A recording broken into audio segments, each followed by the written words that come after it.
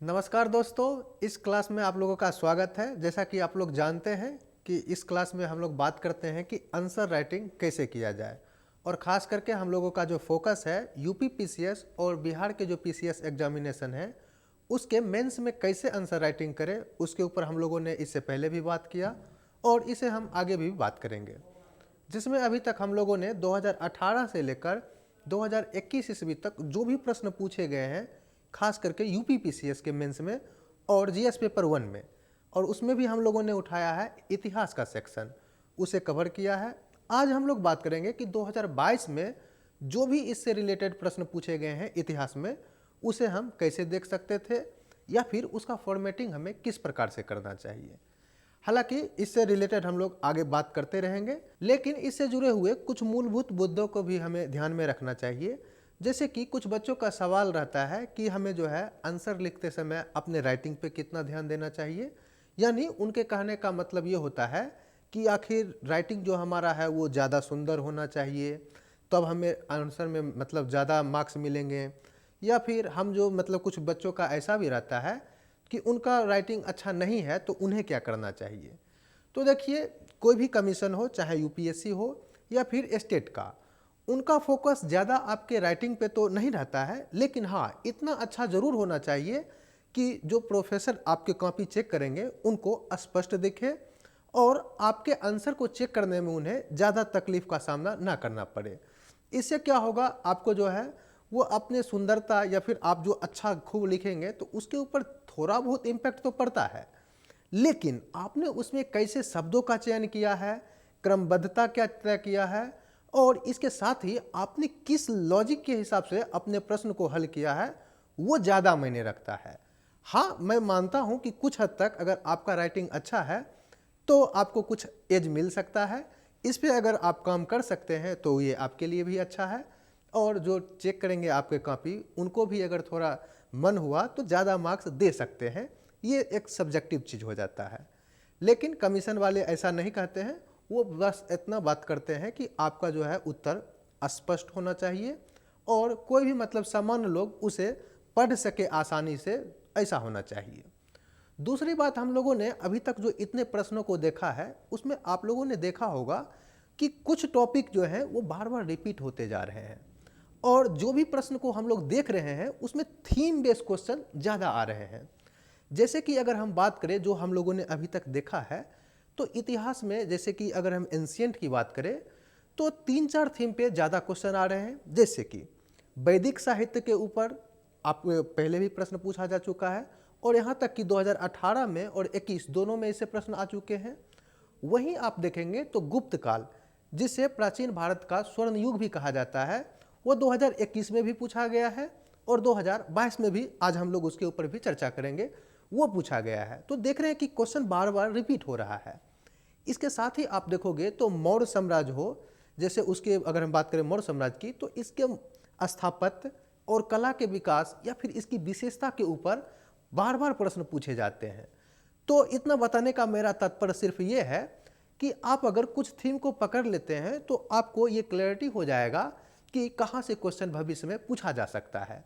इसलिए हमने आपको इतनी बातों को बताया और आपको एग्जाम्पल भी दिया।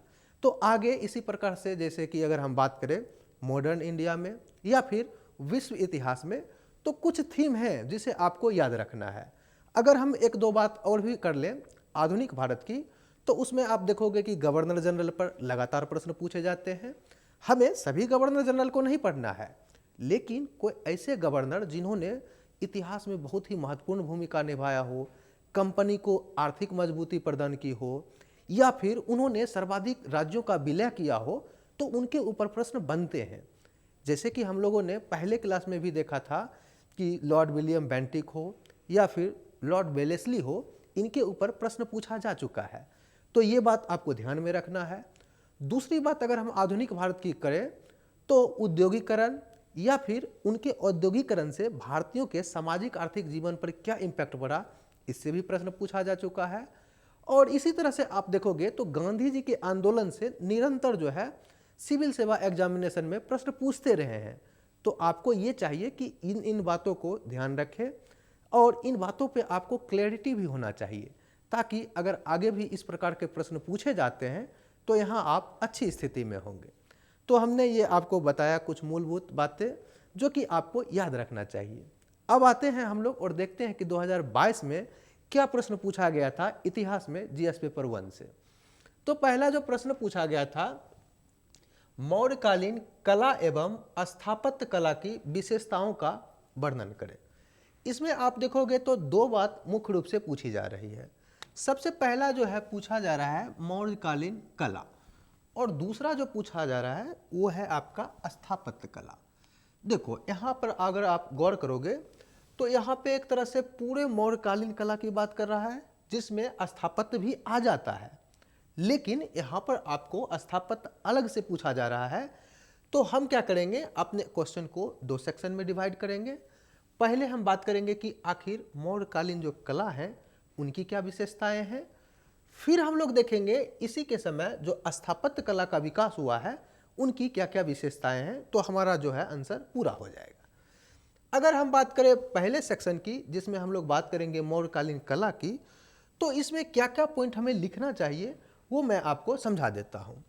जैसे कि अगर हम बात करें मौर्यकालीन कला की, तो आप देखोगे कि कोई भी मौर्यकालीन सम्राट हो उन्होंने कला को संरक्षण दिया है। खास करके अगर हम बात करें अशोक के बारे में, तो इन्होंने मौर्यकालीन कला को बहुत ही ज़्यादा संरक्षण दिया था।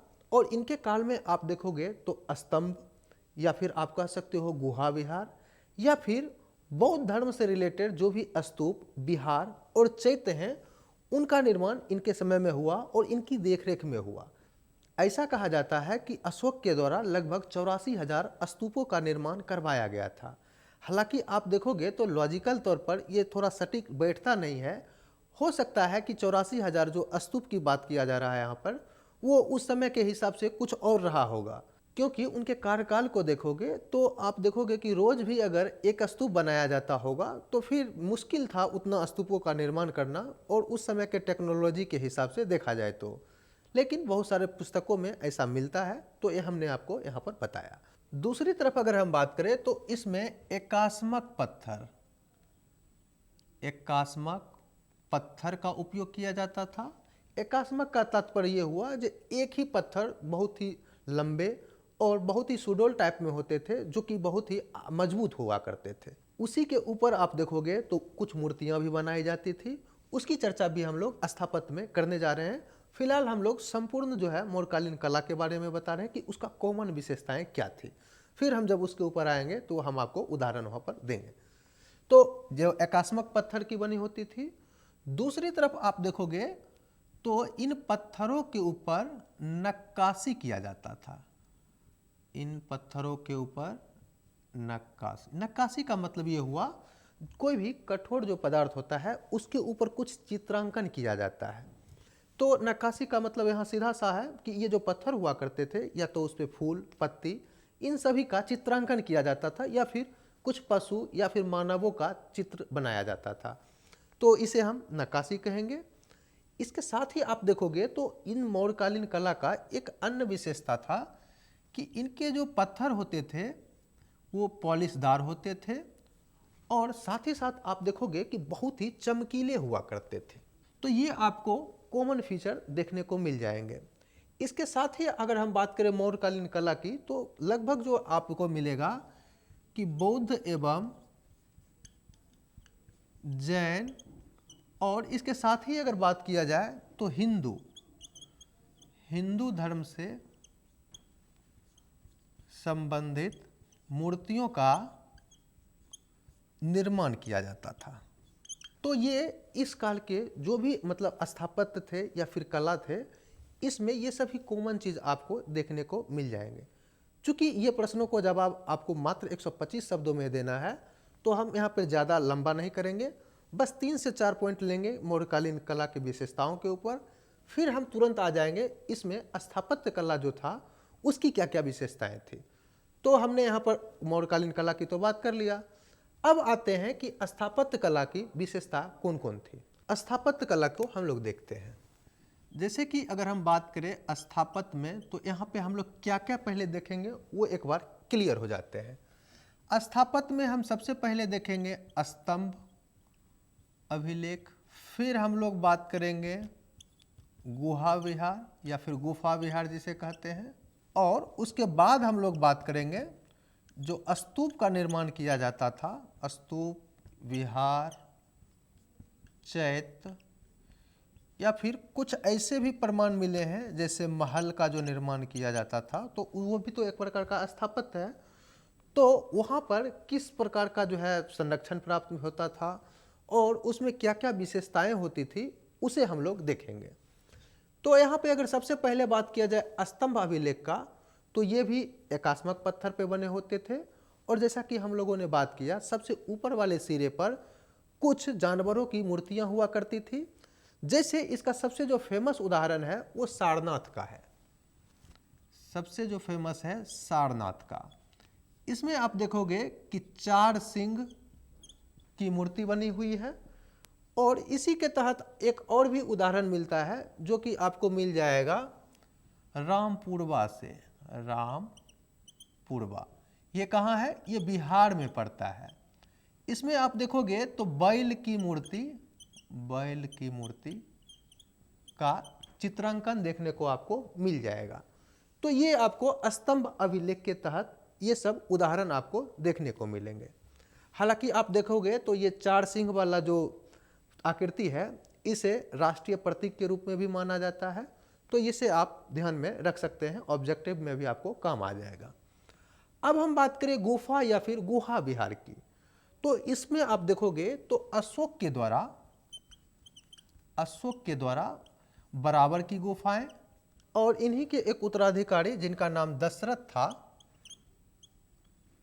इनके द्वारा आप देखोगे तो नागार्जुनी पहाड़ी, नागार्जुनी गुफा भी आप कह सकते हो, इसका निर्माण किया गया था। और अशोक ने तो बराबर की गुफाओं को एक संप्रदाय है जिसे आजीवक संप्रदाय भी कहा जाता है, ये एक विशेष धर्म से जुड़े हुए हैं, तो उनको दान में भी दिया था। तो ये आपको स्थापत्य के रूप में ऐसी आकृतियां आपको देखने को मिल जाएगी। बस ये आपको एक एक दो उदाहरण देते हुए आगे निकलते जाना है। अब हम बात करें इस काल के जो बने हुए स्तूप, विहार या फिर चैत्य हुआ करते थे, उसका क्या उदाहरण मिलता है। ज़्यादा नहीं, हम इसे संक्षेप में ही करेंगे। सबसे पहले तो यहाँ एक लाइन में बता देंगे स्तूप क्या होता है। स्तूप की अगर हम बात करें, हालांकि हम लोगों ने पढ़ने के दौरान स्तूप का व्याख्या किया है, लेकिन यहाँ पर एक लाइन में अगर बात करें तो गौतम बुद्ध से रिलेटेड जो भी अवशेष होते थे उनके ऊपर जो भी मतलब कह सकते हैं एक विशेष आकृति बनाई जाती थी उसे स्तूप कहा जाता था। और विहार की अगर बात करें तो बौद्ध धर्म को मानने वाले जो भी भिक्षु हुआ करते थे उनके निवास स्थल को विहार कहते हैं। और जहाँ तक बात रही चैत्य की, तो बौद्ध एवं जैन धर्म से जुड़े हुए जो भी पूजा स्थल हुआ करता था उसे चैत्य कहा जाता है। हालांकि आप देखोगे तो मौर्य काल में इन सभी आकृतियों का निर्माण होना आरंभ हो गया था। इसमें आप देखोगे तो सबसे इंपॉर्टेंट हो जाता है स्तूप। इसकी अगर हम आकृति की बात करें तो ये अर्ध अंडाकार होता है, और इसके जो अधिष्ठान या फिर जो बेस होते हैं उसे मेधी कहा जाता है, मेधी। और इसका जो मतलब प्रवेश द्वार होता है उसे तोरण कहा जाता है। साथ ही साथ आप देखोगे कि इसी मेधी के पास जहाँ पे मूर्तियाँ रखी जाती है उसे वेदिका कहा जाता है। और ये जो अर्ध अंडाकार आकृति है इसके ऊपर एक आकृति बनाई जाती है जिसे हर्मिका कहा जाता है। इस पे आप देखोगे तो कमल की आकृति का फूल रहता है, और सबसे जो ऊपर होता है जो एक छत्रक कहलाता है। तो इस प्रकार से आप देखोगे कि स्तूपों का निर्माण किया जाता था मौर्य काल में। तो ये एक सामान्य प्रकार का स्तूप हुआ जो मैंने आपको सिर्फ समझाने के लिए बता दिया ताकि आपको ये याद रहे, इतना डिटेल में आपको जाना नहीं है। अब अगर हम बात करते हैं इस काल में बने हुए महलों की, जैसे कि मौर्य काल में आप देखोगे तो अशोक का जो महल है वो आपको पाटलिपुत्र से मिला है। ये एक ऐतिहासिक प्रमाण के रूप में भी यूज कर सकते हैं। इसमें वो जो मिला है महल वो लकड़ी का बना हुआ था। हालांकि बाद के काल में आप देखोगे तो पत्थरों से निर्मित होने वाले महल के भी प्रमाण मिलते हैं, लेकिन अशोक के काल के जो महल मिले हैं वो आप देखोगे कि लकड़ी के बने थे। और पटना में एक जगह है, पटना में एक जगह है जिसका नाम है कुम्हरार, यहाँ से इनके महल का भी प्रमाण मिला है। तो कुल मिलाकर आप कह सकते हो कि ये सभी जो हैं मौर्यकालीन स्थापत्य के उदाहरण हैं। और इन जो विशेषताओं की हमने बात की, अगर इसे आप बता देते हो तो आपका काम यहाँ पर हो जाएगा। अब आते हैं और हम देखते हैं कि इसी साल दूसरे क्वेश्चन इतिहास से क्या पूछे गए हैं। वैसे अगर आप कुछ स्तूपों का उदाहरण देना चाहें तो पहले वाले प्रश्न में दे सकते हैं, जैसे कि धमे का स्तूप, सांची का स्तूप, जो कि मौर्यकालीन बने हुए हैं और बहुत ही फेमस हैं, तो ये आप उसमें ऐड कर सकते हो। अब हम लोग बात करते हैं दूसरा प्रश्न जो पूछा गया है यूपीपीसीएस में, वो है 19वीं सदी में उत्तर प्रदेश में पुनर्जागरण के स्वरूप पर प्रकाश डालिए। तो इसमें आपको जो समझाना है, सबसे पहले पुनर्जागरण क्या होता है, और दूसरी बात आपको ये बताना है कि भारत में जो 19वीं सदी में यानी 1801 से लेकर 1900 के बीच में जो इस दौरान परिवर्तन हुए हैं उसके आखिर क्या रीजन थे, और इसमें खास करके आपको उत्तर प्रदेश वाले क्षेत्र का उदाहरण देना है। तो यहाँ पर हम बात करेंगे सबसे पहले पुनर्जागरण का अर्थ क्या होता है। तो पुनर्जागरण का सीधा सा अर्थ होता है, अगर किताबों में जाओगे तो पुनः जागना। इसका मतलब यह नहीं है कि पहले लोग सोए हुए थे और अब जाग गए हैं। इसका मतलब ये था कि पहले लोग कभी अपने सांस्कृतिक दृष्टिकोण से, शैक्षणिक दृष्टिकोण से और अपने तार्किक रूप से बहुत ही उच्च कोटि के होते होंगे, लेकिन मध्यकाल में कुछ ऐसी कमियां रही होगी या फिर बाद में कुछ ऐसी घटनाएं हुई होगी जिसके कारण उनका समाज पिछड़ गया होगा और वो विश्व के स्तर से बहुत ही पीछे चल रहे होंगे।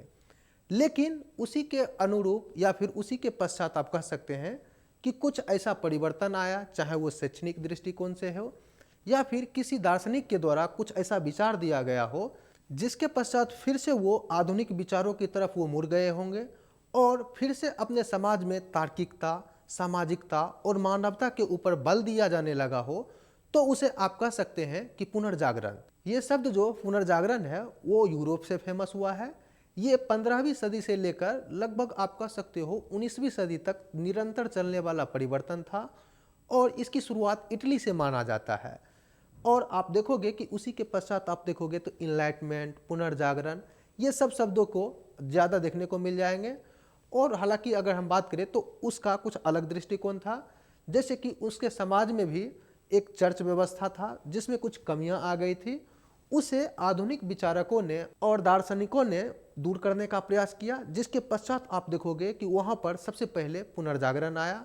उसमें आप देखोगे तो प्रिंटिंग प्रेस की बहुत ज़्यादा भूमिका थी, चूँकि वहाँ पर जो सामंती वर्ग के लोग थे वो इस बात को कह के अपने बात को पुष्ट कर देते थे कि बाइबिल में ऐसा लिखा हुआ है।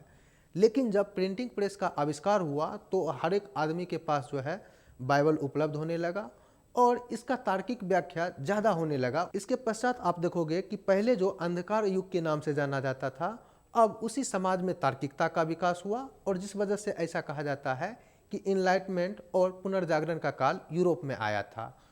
उसी के तर्ज पर भारत में आप देखोगे तो 19वीं सदी में जो पुनर्जागरण आया था, यानी भारतीय समाज में कुछ कुरीतियाँ विद्यमान थी, उसे इस समय दूर करने का प्रयास किया गया भारतीय विचारकों के द्वारा, भारतीय जो शिक्षित वर्ग थे उनके द्वारा। इसलिए इस काल को भारत में पुनर्जागरण के नाम से भी जाना जाता है। इसकी शुरुआत की अगर हम बात करें तो बंगाल वाले क्षेत्र से हुई थी, जिसमें इसके सबसे पहले अग्रदूत माने जाते हैं राजा राम मोहन राय, और इसके पश्चात और भी बहुत सारे लोग हैं जिन्होंने अपनी भूमिका का निर्वहन किया था। तो उसी सब को हम लोग यहाँ पर देखने का प्रयास करेंगे।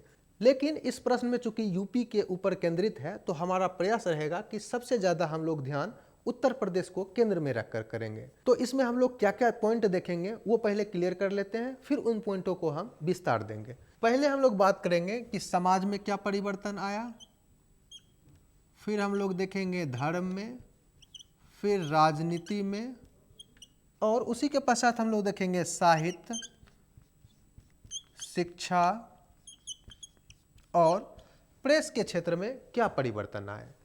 तो यहाँ पर हम लोग देख लेते हैं, अगर हम 5-6 पॉइंट को अगर मेन मुद्दा बनाएं और इसी को एक्सप्लेन कर देंगे तो चूंकि हमारा 125 शब्द में ही आंसर लिखना है तो काम हो जाएगा। अगर हम बात करें समाज में, तो उस समय बहुत ही कुरीतियाँ विद्यमान थी भारतीय समाज में। उदाहरण के लिए बात करें तो सती प्रथा हो, बाल विवाह हो, बहु विवाह हो और पर्दा प्रथा हो। तो इस काल में बहुत सारे ऐसे दार्शनिक विचारक आए जिन्होंने इन कुरीतियों के ऊपर प्रहार किया और इसे दूर करने का प्रयास किया। जैसे कि सबसे पहला हम लोगों ने जो अभी उदाहरण भी दिया, राजा राम मोहन राय, इन्होंने सती प्रथा को बैन करने के ऊपर बहुत ही काम किया और इन्हीं के प्रयास से 1829 ईस्वी में लॉर्ड विलियम बेंटिक के द्वारा इसके ऊपर जो है प्रतिबंध भी लगा दिया गया था। वहीं अगर हम दूसरे सुधारक की बात करें तो ईश्वर चंद्र विद्यासागर, जिन्होंने विधवा पुनर्विवाह को आगे बढ़ाने का काम किया और स्त्री शिक्षा के ऊपर सबसे ज़्यादा फोकस किया। इनके अलावा और भी बहुत सारे लोग हुए हैं, चाहे वो आर्य समाज के संस्थापक के रूप में दयानंद सरस्वती हो, स्वामी विवेकानंद जी हो, ज्योतिबा फुले हो, ईवी रामास्वामी आयर हो। तो इन्होंने सभी ने मिलकर बहुत ही ज़्यादा योगदान दिया और भारतीय समाज में जो भी कुरीतियाँ थी इसे दूर करने का प्रयास किया। उसमें अब आगे आते हैं तो धर्म में आप देखोगे तो यहाँ भी आपको बहुत सारे भेदभाव, कर्मकांड देखने को मिलते थे। लेकिन इन्हीं सभी विचारकों के प्रयास से एकेश्वरवाद की परिकल्पना की जाती है, यानी इसके तहत यह स्थापित करने का प्रयास किया जाता है कि जब ईश्वर एक हैं और उन्होंने ही सभी को एक साथ जो है बनाया है, तो फिर नीचे आके इतना विभेद क्यों। इसका मतलब ये हुआ कि जितने भी लोग हैं वो तो ईश्वर की संतान है, लेकिन हमने नीचे आके यहाँ पर अलग अलग जाति में, धर्म में ये सब बांट दिया है, जो कि अनैतिक है और अव्यवहारिक है। तो इन सभी के माध्यम से समाज में जो भी कुरीतियाँ थी, भेदभाव थी, उसे दूर करने का प्रयास किया गया। तो यहाँ पे आपको ये सब पॉइंट ऐड करना है। अब आगे अगर बात करें राजनीति की, तो आप देखोगे कि इसी पुनर्जागरण का ही परिणाम है कि 1885 ईस्वी में एक बड़े ही संस्था जिसे राष्ट्रीय कांग्रेस कहते हैं, इसकी स्थापना होती है और इनके द्वारा एक निरंतर भारतीय राष्ट्रीय आंदोलन चलाया जाता है, जो कि आप देखोगे आगे चलकर भारत की आज़ादी में सहायक भूमिका निभाती है। तो ये कहीं ना कहीं अगर गठित हुआ तो इसके पीछे कहीं ना कहीं पुनर्जागरण का या फिर 19वीं सदी में जो परिवर्तन हो रहे थे उनका ही परिणाम था। तो इसे आप यहाँ पर बता दोगे।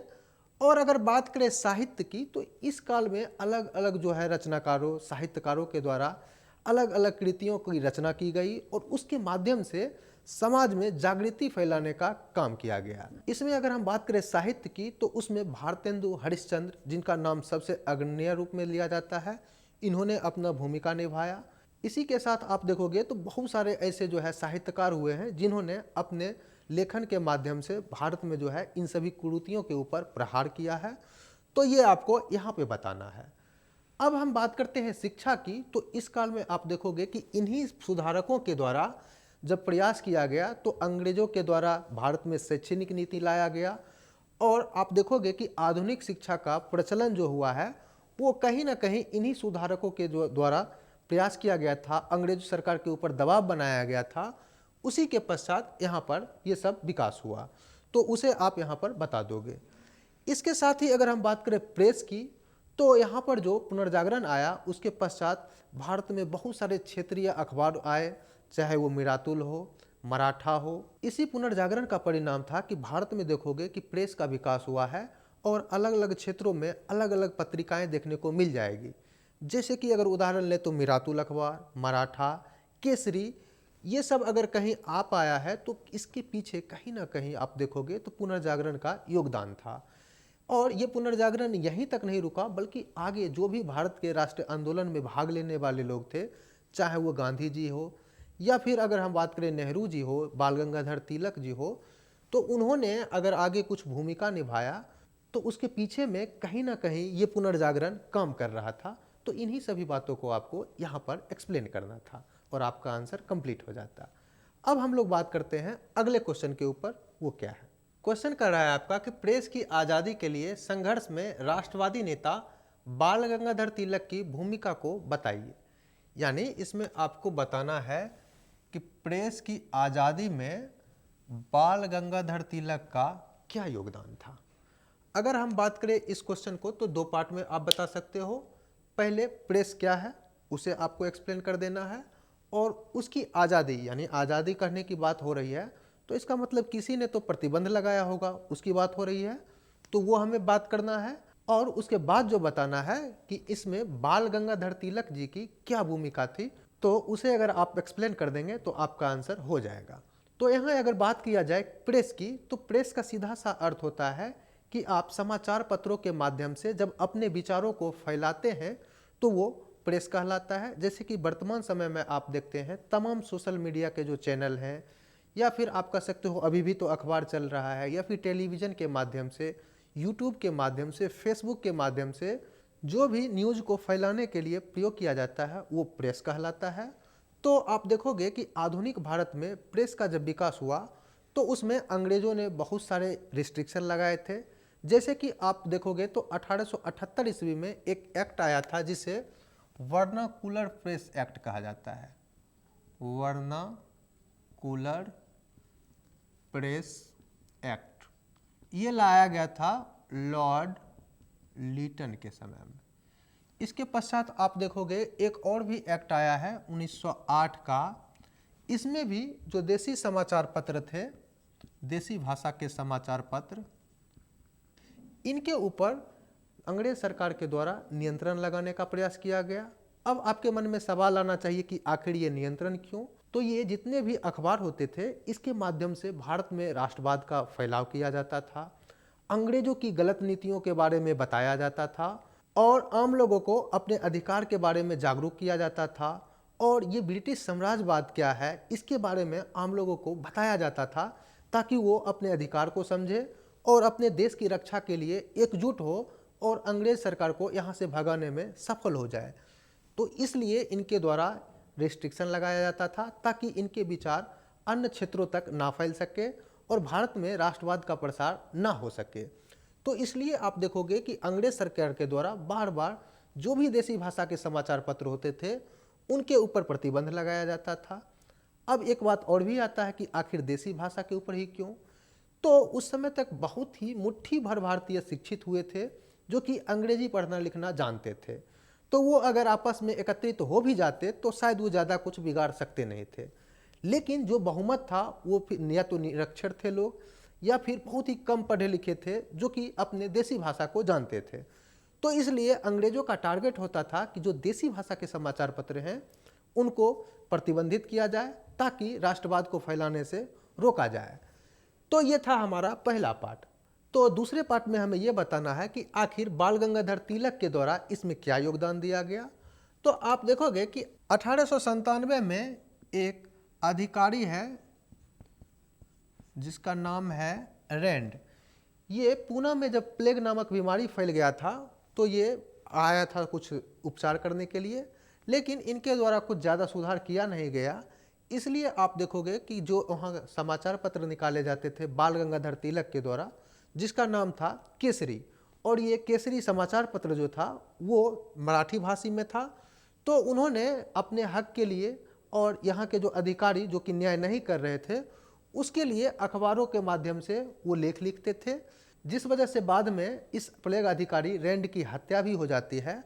तो इस वजह से आप देखोगे कि बाल गंगाधर तिलक के जो अखबार थे केसरी, उनके ऊपर प्रतिबंध लगा दिया जाता है, यानी सेंसरशिप लगा दिया जाता है और बाल गंगाधर तिलक जी को जेल भी हो जाता है।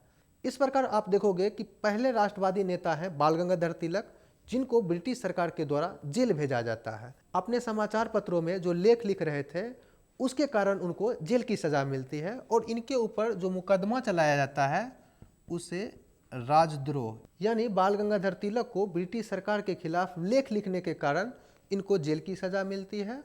वहीं दूसरी ओर आप देखोगे कि 1908 ईस्वी में फिर से इनके जो समाचार पत्र थे मराठा और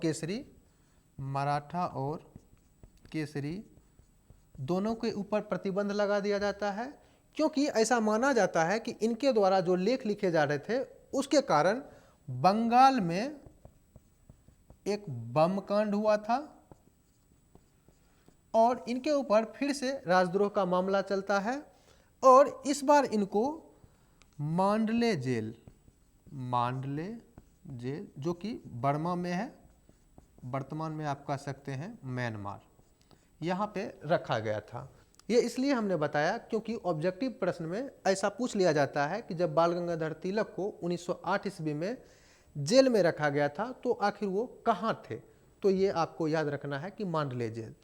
तो इस प्रकार से आप देखोगे कि बाल गंगाधर तिलक ने समय समय पर अपनी बातों को समाचार पत्र के माध्यम से रखने का प्रयास किया और अंग्रेजों के द्वारा इन्हें बार बार दबाने का प्रयास किया जाता था, लेकिन ये वहाँ पे रुके नहीं। इन्होंने अपने आलेख के माध्यम से, भले ही इन्हें अपने समाचार पत्रों का भाषा बदलना क्यों ना पड़े, लेकिन इन्होंने लोगों को जागरूक किए रहा और प्रेस को न केवल पत्रकारों तक सीमित रखा बल्कि इन्होंने भारत की आज़ादी से जोड़ दिया।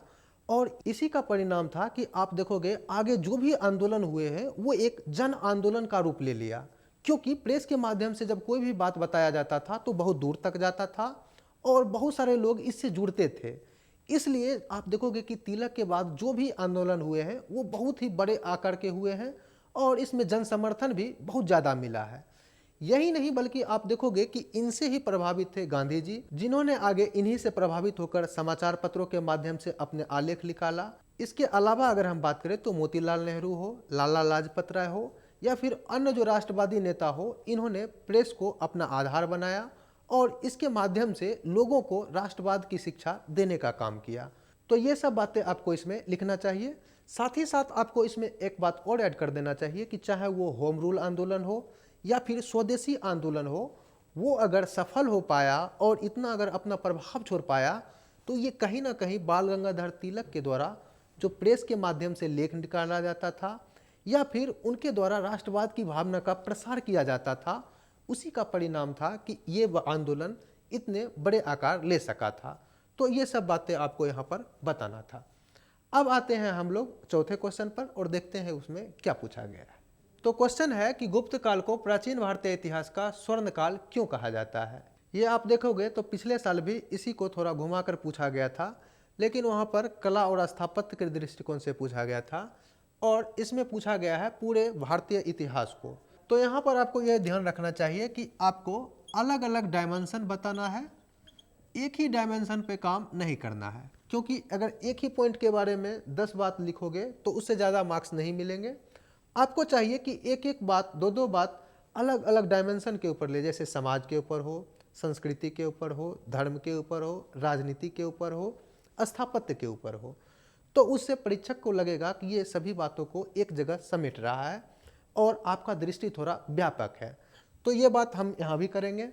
तो यहाँ पर बताएंगे कि सामाजिक दृष्टिकोण से, राजनीतिक दृष्टिकोण से, आर्थिक दृष्टिकोण से, धार्मिक दृष्टिकोण से, वैज्ञानिक दृष्टिकोण से, और अगर हम बात करें तो स्थापत्य या कला के तहत इस काल में क्या मतलब जो है प्रगति हुई है जिस वजह से इसे स्वर्ण युग कहा जाता है। तो अगर हम पहले पॉइंट की बात करें राजनीतिक की, तो इसमें एक से एक शासक हुए हैं, वो चाहे चंद्रगुप्त प्रथम हो या फिर हम समुद्रगुप्त की बात करें, या आगे आप देखोगे तो चंद्रगुप्त द्वितीय है। तो इनके द्वारा राजनीतिक रूप से बहुत ही ज़्यादा मतलब प्रसार किया गया, चाहे उत्तर में कश्मीर हो या फिर दक्षिण में तमिलनाडु, यहाँ तक इन्होंने अपने साम्राज्य को फैलाया और साम्राज्य को न केवल फैलाया बल्कि एक मजबूत प्रशासनिक व्यवस्था स्थापित करके अपने राज्य को अस्थायित्व भी प्रदान किया। तो यह भी एक कारण माना जाता है कि प्राचीन भारत में एक अद्वितीय उदाहरण माना जाता है मौर्य काल के बाद। तो इसलिए भी इसे स्वर्ण युग कुछ इतिहासकार नाम देते हैं। दूसरी तरफ अगर हम बात करें सामाजिक दृष्टिकोण की, तो इसमें आप देखोगे चाहे बौद्ध धर्म हो, जैन धर्म हो, हिंदू धर्म हो या फिर कोई भी अन्य धर्म हो, जैसे शाक्त धर्म भी उस समय उभर कर आ गया था, तो सभी धर्मों को इस समय संरक्षण दिया गया था। तो इस वजह से भी ये काल थोड़ा इम्पोर्टेंट हो जाता है। और आर्थिक दृष्टिकोण से बात करें तो जो समुद्रगुप्त था, इनका व्यापार दूरवर्ती था, मतलब इंटरनेशनल लेवल पे होता था और ऐसा बताया जाता है कि ये व्यापार भारतीयों के पक्ष में था। एक इतिहासकार हैं जिनका नाम है प्लिनी, उन्होंने यहाँ तक लिखा कि यूरोप से सिक्के भारत आते तो जरूर हैं, लेकिन भारत में इतना गहरा कुआं है कि यहाँ से सिक्के बाहर जाते ही नहीं हैं। इसका मतलब यह हुआ कि भारत का निर्यात इतना अधिक है कि भारत को दूसरे देश से कुछ खरीदने की आवश्यकता है ही नहीं है। हम लोग अपना उत्पादन उतना कर लेते हैं कि हम अपना काम चला सके, और हमें बहुत ही कम ऐसी वस्तुएं हैं जो कि बाहर से आयात करनी पड़ती है, लेकिन हम निर्यात बहुत ज़्यादा करते हैं।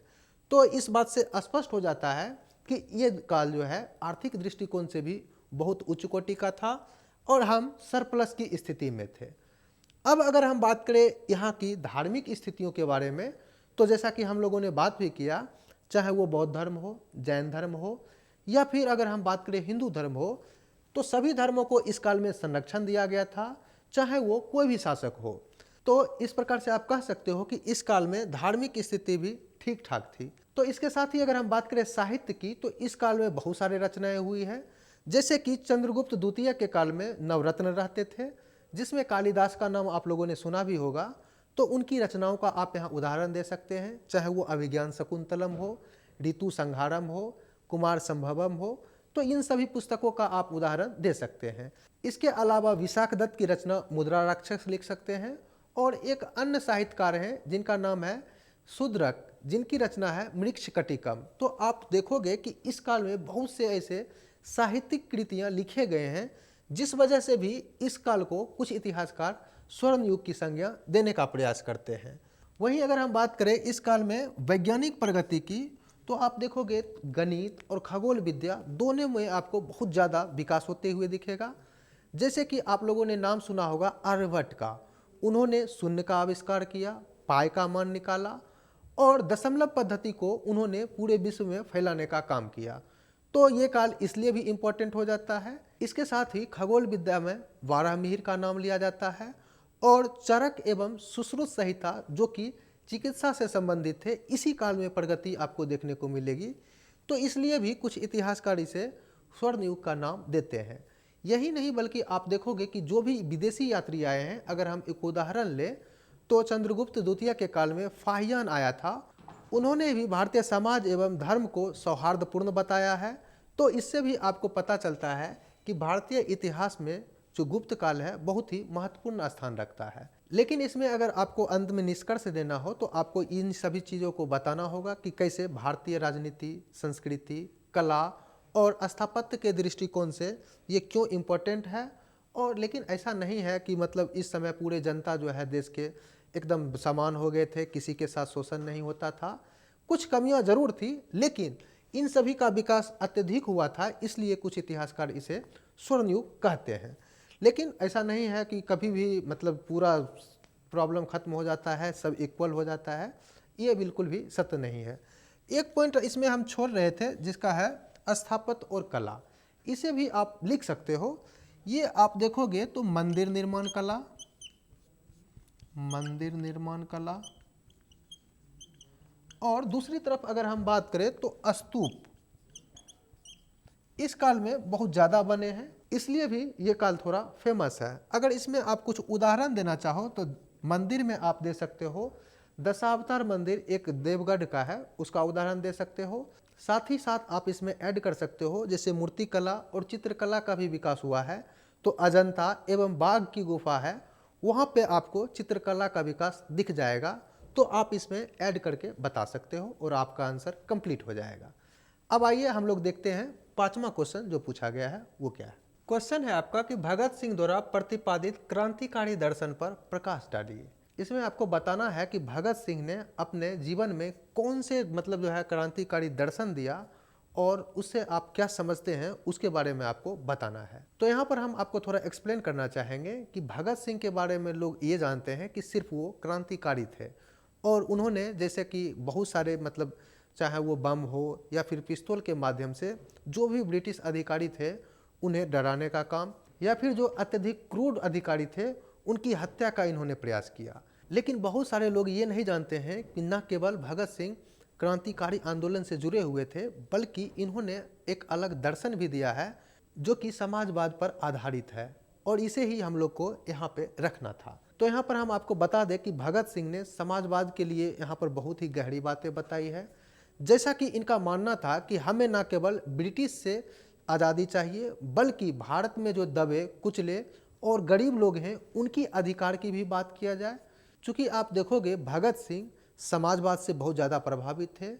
इन्होंने कार्ल मार्क्स, लेनिन और रूस की क्रांति जो है इससे बहुत ज़्यादा प्रभावित हुए थे और इनका मानना था कि सभी लोग को जो है शोषण से मुक्त होना चाहिए, न केवल ब्रिटिश से बल्कि हमारे देश के भी जो उच्च वर्ग हैं, जैसे कि वहाँ पे जाति विविधता विद्यमान थी, या फिर पूंजीपति वर्ग जो कि आराम से और मौज में रहते हैं, लेकिन दूसरी तरफ जो झुग्गी झोपड़ी या फिर गरीबी में जीवन जीने वाले लोग हैं, उन्हें भी अपना अधिकार प्राप्त हो और उन्हें भी इस शोषण से मुक्ति मिले, इसके लिए उन्होंने अपना विचार दिया था। ये उनका सामाजिक दृष्टिकोण था। अब अगर हम बात करें क्रांतिकारी दृष्टिकोण की, तो इन्होंने जरूर जो क्रूर अधिकारी होते थे उनकी हत्या का प्रयास किया, लेकिन आप देखोगे कि इनका पूरा ध्यान मानवतावाद, समाजवाद और तर्कशीलता पर आधारित था। यानी ये ऐसा नहीं चाहते थे कि अंग्रेज के जाने के पश्चात वो जो अंग्रेज कर रहे हैं शोषण वो भारतीयों के द्वारा किया जाए, बल्कि वो एक ऐसे समाजवाद लाना चाहते थे कि सभी भारतीयों को भारत में आज़ादी मिले और वो स्वतंत्रता पूर्वक न केवल रहे बल्कि सामाजिक रूप से भी समान रहे, जाति भेदभाव, धार्मिक भेदभाव ये सब यहाँ पर ना रहे। इसीलिए उन्होंने एक पुस्तक भी लिखा, मैं नास्तिक क्यों हूँ, और इस पुस्तक के माध्यम से इन्होंने बहुत ही वैज्ञानिक पूर्वक बताने का प्रयास किया कि वो धर्म को क्यों नहीं मानते हैं, और उन्होंने सभी धर्म को एक ही माना और यहाँ तक कि माना कि सभी धर्मों का जो अंतोगत व जो निष्कर्ष है वो एक ही है और समाज में मानवता का विकास होना चाहिए, सत्य पर आधारित समाज होना चाहिए, समाज का आधारण जाति और धर्म के आधार पर नहीं होना चाहिए, इसकी बात इन्होंने की थी। इसी के साथ ही आप देखोगे तो भगत सिंह के द्वारा अहिंसा का भी जो है बहुत ज़्यादा समर्थन किया गया था, क्योंकि वो खुद जो है हिंसा कुछ जगहों पर जरूर किए हैं, लेकिन उनका उद्देश्य वो होता नहीं था। उन्होंने इसे एक परिस्थितिजनक साधन के रूप में माना, ना कि साध्य के रूप में। यानी इनका मतलब सिर्फ ये था कि अगर ब्रिटिश अधिकारी नहीं मान रहे हैं बात, ब्रिटिश शासन हमारी मांगों को नहीं सुन रहे हैं, तो उनको डराने धमकाने के लिए हम जरूर ये कदम उठा रहे हैं। यानी उनका अल्टीमेट उद्देश्य ये है नहीं कि किसी की हम हत्या करें। चूँकि ब्रिटिश जो है मानने के लिए तैयार नहीं थे और भारतीयों के साथ लगातार शोषण हो रहा था, तो उन्होंने कुछ कदम जरूर उठाया था। लेकिन उन्होंने गांधी जी की बहुत प्रशंसा की थी और वो बखूबी जानते थे कि अहिंसा के माध्यम से ही जो है हमें आज़ादी मिल सकती है, और हिंसा के माध्यम से अगर हम आज़ादी तक पहुंच भी जाए तो फिर जो भारत का दृष्टिकोण होगा या फिर भारत का जो समाज होगा वो बहुत ही क्रूर हो जाएगा और सामंजस्य बिठाना बहुत ही कठिन हो जाएगा। इसलिए आप देखोगे कि असेंबली में जब उनके द्वारा बम फेंका गया था तो वह बम किसी की हत्या के लिए नहीं था, बल्कि उन्होंने बाद में वक्तव्य भी दिया कि वो सिर्फ अंधी और बहरी जो अंग्रेज सरकार है उसको वो सुनाने के लिए इन्होंने इसका प्रयास किया, ना कि उनका मकसद था किसी लोगों की हत्या करना। तो इसके माध्यम से भी आप समझ सकते हो। साथ ही साथ इनके जो कुछ पुस्तक हैं जैसे क्रांति क्या है, साम्यवाद, मैं नास्तिक क्यों हूँ, इन सबों के माध्यम से आपको पता चलेगा कि भगत सिंह बहुत ही बड़े समाजवादी थे और इनका मात्र एक ही उद्देश्य था, मानवता की सेवा। और इसके साथ ही अगर हम कुछ और बात करना चाहें तो ये नौजवानों में ज़्यादा विश्वास करते थे। यानी उनका ये मानना था कि हम नौजवानों के माध्यम से अपनी क्रांति को आगे बढ़ा सकते हैं। इसके लिए उन्होंने 1926 ईस्वी में एक सभा की स्थापना की थी जिसका नाम था भारतीय नौजवान सभा। इसके लिए उन्होंने 1926 ईस्वी में नौजवान सभा एक संगठन भी बनाया था जिसमें युवा वर्ग को शामिल करते थे और अपने विचारों को इसके माध्यम से फैलाते थे, और इनका पूरा ध्यान अहिंसा पे रहता था और अल्टीमेट इनका उद्देश्य था भारत में समाजवाद लाना। तो इनके द्वारा जो भी हिंसक गतिविधि थी वो मात्र एक साधन के रूप में था, जो कि आप कह सकते हैं अल्पकाल के लिए था। तो आप सिर्फ जो है इनके हिंसा से इन्हें आप नहीं जान सकते हो। जब तक आप इनकी गहराई को, इनके दर्शन को नहीं समझोगे तब तक आप इनके बारे में कुछ निष्कर्ष नहीं निकाल पाओगे। तो इसलिए हम लोगों ने यहाँ पर आपको प्रयास किया कि थोड़ा भगत सिंह के बारे में डिटेल से आपको बता दे, ताकि जो इस क्वेश्चन में आपको पूछा गया है वो आप इसे एक्सप्लेन कर सको। तो इन्हीं सभी बातों को आपको यहाँ पर लिख देना है और बाकी आपका काम हो जाएगा। तो अब हम लोग इसके लास्ट क्वेश्चन को देख लेते हैं। क्वेश्चन है आपका कि प्राचीन भारतीय ज्ञान के उन बिंदुओं को स्पष्ट करें जिसके आधार पर भारत को विश्व गुरु अभिहित किया जाता है। यानी इसमें आपको बताना है वो सभी पॉइंटें जिसके आधार पर भारत को विश्व गुरु कहा जाता था। तो इसमें हमें कुछ पॉइंट को याद रखना है, जैसे कि भारत ने विश्व को क्या दिया, जिसके आधार पर भारत को विश्व गुरु कहा जाता है। तो इसमें मुख्य रूप से आपको बताना होगा दर्शन के क्षेत्र में क्या दिया, शिक्षा के क्षेत्र में क्या दिया, इसके साथ ही हम लोग देखेंगे गणित, खगोल, धर्म या फिर समाज और संस्कृति। तो हमें इन सभी मुद्दों को यहाँ पर बताना होगा और हमारी बातें कंप्लीट हो जाएगी। तो सबसे पहले अगर हम बात करें विश्व गुरु की, तो विश्व गुरु हम तब किसी को कहते हैं जब किसी ने विश्व को प्रभावित किया हो अपने ज्ञान से, दर्शन से, या फिर सामाजिक संस्कृति व्यवहार से, या फिर विश्व को ऐसा कुछ दिया हो जिसके आधार पर विश्व में शांति बने रहे हो, सामंजस्य बने रहे हो, भाईचारा और दुनिया के लिए प्रेरणा का स्रोत बना रहा हो, तो हम उसे कह सकते हैं कि वो विश्व गुरु है। जैसे कि आप देख सकते हो कि वर्तमान समय में अमेरिका सामाजिक दृष्टिकोण से, राजनीतिक दृष्टिकोण से, शैक्षणिक दृष्टिकोण से और आप कह सकते हो आर्थिक दृष्टिकोण से भी बहुत ही मजबूत स्थिति में है और दुनिया उसे सुपर पावर मानती भी है। लेकिन एक समय आप देखोगे प्राचीन भारत में इंडिया की भी स्थिति कुछ इसी प्रकार की थी। भारतीयों ने अपने ज्ञान के माध्यम से लोगों को प्रभावित किया, चाहे वो सामाजिक दृष्टिकोण से हो या फिर सांस्कृतिक दृष्टिकोण से हो, तो इसलिए भारत को भी कभी विश्व गुरु कहा जाता था। तो इसी में हमें कुछ पॉइंट को बता देना है कि आखिर वो कौन कौन से पॉइंट हैं और हमारा काम हो जाएगा। जैसे कि अगर हम बात करें दर्शन के रूप में, तो चाहे वो उपनिषद हो, वेद हो या फिर बौद्ध ग्रंथ हो, उन्होंने विश्व को प्रभावित किया। और जैसा कि आप जानते हैं कि जैन धर्म अहिंसा की बात करता है, बौद्ध धर्म मध्यम मार्ग की बात करता है, और ये न केवल उस समय बल्कि वर्तमान युग की भी जरूरत है, जो कि भारतीय क्षेत्र में उपजा था बौद्ध एवं जैन धर्म, और यहीं से आप देखोगे तो पूरे विश्व तक फैला है। तो इस आधार पर भी विश्व ऋणी है भारत का। उसी तरह आप देखोगे तो जैसे मोक्ष की एक जो परिकल्पना आई है, वो भी कहीं ना कहीं इन धर्मों से रिलेटेड ही है। अब अगर हम बात करें विज्ञान और गणित के क्षेत्र में, तो जैसा कि हम लोगों ने बात किया था शून्य का आविष्कार, पाई का मान, बीज गणित और आप कह सकते हो दशमलव पद्धति, ये जो कि भारत का ही देन है। और बाद में आप देखोगे कि भारतीयों से अरबी लोगों ने सीखा और बाद में अरब का प्रसार जब यूरोप तक हुआ तो उन्होंने इस भाषा को परिवर्तित करके लैटिन भाषा में और शून्य का आविष्कार जाना, और उसके बाद आप देखोगे कि यूरोप में प्रगति होना आरंभ हुआ, ये ऐसा कहा जाता है। तो इस तरह से आप कह सकते हो कि भारतीय गणित का कहीं ना कहीं यूरोप भी ऋणी है। इसके साथ ही अगर हम बात करें सामाजिक और सांस्कृतिक दृष्टिकोण की, तो उसमें आप देखोगे कि भारत में सह अस्तित्व की भावना, सहिष्णुता की भावना और इसके साथ ही मानवता का संदेश छुपा हुआ है, जो कि आप देखोगे कि भारतीय संस्कृति का एक अहम भाग माना जाता है। इसके साथ ही आप लोगों ने सुना भी होगा कि सर्वे भवन्तु सुखिना, वसुधैव कुटुंबकम, और इसके साथ ही अहिंसा परमो धर्मा, जो कि विश्व के लिए अभी भी उतना ही उपयोगी है, वो कहीं ना कहीं भारतीय संस्कृति की ही देन है। तो इस रूप में भी पूरा विश्व भारतीयों का ऋणी है और इसलिए कहा जाता है कि कहीं ना कहीं इन्हीं सभी बातों को लेकर भारत विश्व गुरु हुआ करता था। और आगे हम अगर बात करें शिक्षा के दृष्टिकोण से भी, तो चाहे वो नालंदा विश्वविद्यालय हो, तक्षशिला हो या फिर विक्रमशिला विश्वविद्यालय हो, प्राचीन काल से ही शिक्षा का महत्वपूर्ण केंद्र रहा है। इसमें न केवल धर्म से संबंधित शिक्षा दी जाती थी, बल्कि खगोल विज्ञान और चिकित्सा से संबंधित भी शिक्षा दी जाती थी। इतना ही नहीं, बल्कि आप देखोगे कि बौद्ध धर्म और जैन धर्म का प्रसार न केवल दक्षिण पूर्व एशिया में बल्कि चीन और मध्य एशिया तक फैला है, और इन धर्मों ने पूरे विश्व को अहिंसा का पाठ पढ़ाया है। तो इन सभी आधार पर भारत को विश्व गुरु कहा जाता था।